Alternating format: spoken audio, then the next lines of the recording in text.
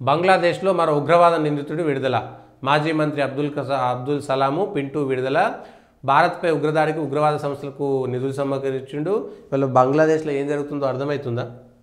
బంగ్లాదేశ్లో నోబెల్ శాంతి బహుమతి గ్రహీత యూనుసు ఇవాళ అక్కడ ప్రభుత్వాన్ని నడుపుతుంటే ఉగ్రవాదులందరినీ దేశంలో జైల్లోకి వెళ్ళి వదిలేసి వాళ్ళను అక్కడ ప్రజల్లోకి పంపిస్తున్నారు. ఇది ఇవాళ జరుగుతున్నది.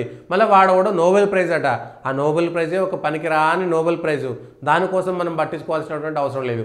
ఆస్కార్ ఇచ్చిండు. ఆస్కార్ లేకపోతే మనకు గుర్తింపు లేదా? మనకు లేదా? వాడవడం గుర్తించాల్సినటువంటి అవసరం ఉంది. మళ్ళీ నోబెల్ ప్రైజ్ అనేటువంటి వీళ్ళందరూ కూడా భారతదేశంలో కూడా నోబెల్ ప్రైజ్ వచ్చింది ఒక ఆర్థికవేత్త. ఆయన కూడా అంతే భారతదేశం మీద విషయం కక్కుతాడు. ఇవాళ ఈ నోబెల్ ప్రైజ్ వచ్చిన ఆయన అంతా జార్జ్ సోరోస్ మనుషులు. జార్జ్ సోరోస్ చెప్పినోడికి నోబెల్ ప్రైజ్ వస్తుంది. ఆ పైసలన్నీ అక్కడికి వెళ్ళి వస్తుంటాయి. ఏది అక్కడ ఉన్నటువంటి ప్రభుత్వాల మార్పిడి జరుగుతుంటాయి. భారతదేశంలో ఉన్నటువంటి ప్రజలు చెప్పాల్సినటువంటి అవసరం ఉంది. భారతదేశంలో ఢిల్లీలో అక్రమంగా బంగ్లాదేశీలు ఉన్నారు. హైదరాబాద్లో అక్రమంగా బంగ్లాదేశీలు ఉన్నారు. తెలంగాణ ప్రభుత్వం ఆంధ్ర ప్రభుత్వానికి విధి విధానాలు ఉండకూడదా? అక్రమ బంగ్లాదేశీలని గుర్తించి వాళ్ళని వెంటనే వెనక్కి పంపించాల్సినటువంటి బాధ్యత ప్రభుత్వాలకు ఉందా లేదా? కేంద్ర ప్రభుత్వం నిర్ణయం తీసుకోవాలి.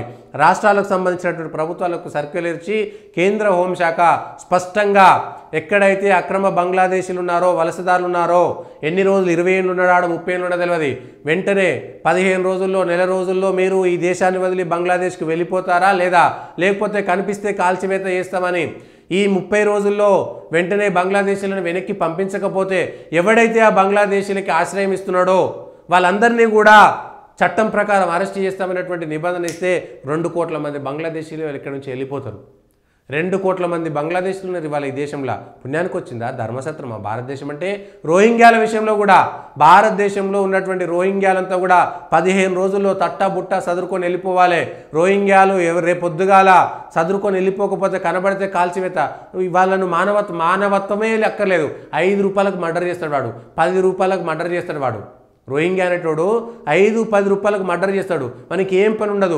10-12 మంది భార్యలను చేసుకోవాలి, 20-30 మందిని కనాలి, అంతే. వేరే ఏముండదు. బంగ్లాదేశ్ మధ్యలో ఉండేటువంటి రకైనా రాష్ట్రంలో పోతే మీకు తెలుస్తుంది. బర్మా మొత్తం 30% పేదరికం ఉంటే రకైనా రాష్ట్రంలో 70% పేదరికం ఉంటుంది. ఎందుకు ఉంటుంది అంటే అక్కడ ఉన్నటువంటి ఈ రోహింగ్యాలకు ఏం పని ఉండదు. పిల్లలు కనాలి. ఇది తప్ప వేరేది ఏముండదు. పని చేసి ఉండదు. 10 రూపాయలు ఇస్తే మర్డర్ చేస్తారు రోహింగ్యాలంతా. ఇవాళ భారతదేశంలో వాడొచ్చి మనమేమో కష్టపడి దేశంలో ట్యాక్సులు కడితే మనకు భూమి కొనుక్కోవడానికి జాగోడు కనుకుంటుంది. వాడొచ్చి కబ్జా చేసి ఇల్లు కట్టుకుంటే వానికి పోయి ఆధార్ కార్డు ఇస్తారు, రేషన్ కార్డు ఇస్తారు, వానికి పోయి రంజాన్ మాసం అని వానికి అదోటి ఇస్తారు, ఇదోటి ఇస్తారు, పెంచి పోషిస్తున్నారు. ఈ దేశాన్ని అక్రమ ఉగ్రవాదులను తయారు చేసేటువంటి కుట్రలు చేస్తున్నటువంటి విషయాలను భారత ప్రభుత్వాలకు లేకపోతే రాష్ట్రాల ప్రభుత్వాలకు శ్రద్ధ ఉందా లేదా?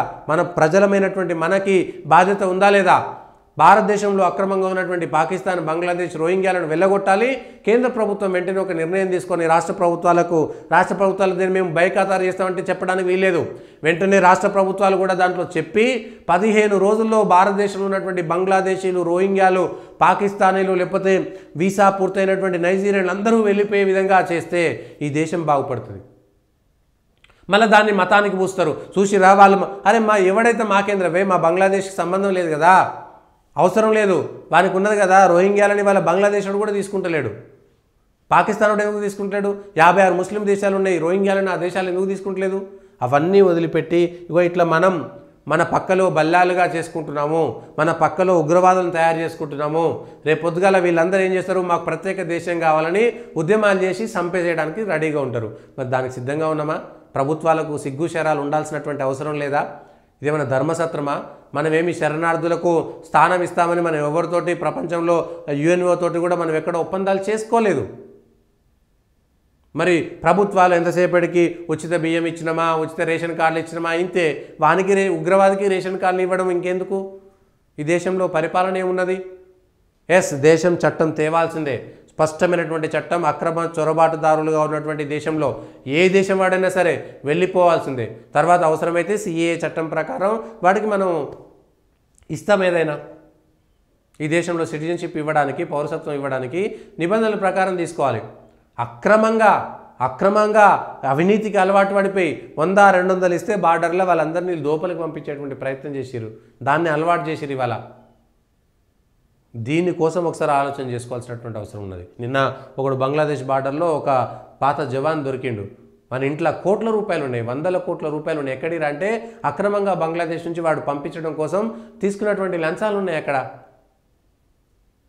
ఇగో ఈ విషయాలను మన దేశం జాగ్రత్తగా ఉండాలంటే, మన పిల్లల భవిష్యత్తు బాగుండాలంటే, ఈ దేశంలో అక్రమ నిర్వాసితులైనటువంటి ఈ దేశంలో ఒక బస్తీకి బంగ్లాదేశ్ బస్తీ అని ఉంటారు, పాకిస్తాన్ బస్తీ అని ఉంటుంది, ఆఫ్ఘనిస్తాన్ బస్తీ అని పేరు పెట్టుకుంటాడు, రోహింగ్యాస్ బస్తీ అని పేరు పెట్టుకుంటాడు. సిగ్గు లేదురా ఈ దేశంలో పరిపాలకులకి? ఎవడైనా సరే, ఎప్పటి నుంచైనా సరే 75 ఏళ్ళ మనకంటూ ఒక విధానం లేదు, బార్డర్ మీద విధానం లేదు, బార్డర్ నుంచి రాకుండా చేసేటువంటి ప్రయత్నం చేయలేరు. వేల కిలోమీటర్ల బార్డర్ ఉన్నది ఇవాళ. బంగ్లాదేశ్ను విడదీసి చేసినటువంటి చిచ్చు ఇంగ్లాండ్ ఓడిపోయేటప్పుడు, ఇక్కడ ఉన్నటువంటి నాయకులు దేశ విభజనకు ఒప్పుకొని చేసినటువంటి చిచ్చు 75 ఏళ్ళుగా మనం మూల్యం చెల్లిస్తున్నాం. దేశం అక్కర్లేదు, దేశం మీద ఆలోచన లేదు, నా కడుపు నిండిందా అనే చూసుకునేటువంటి ప్రజలు ఉన్నంతకాలం మనం ఏం చేయలేం.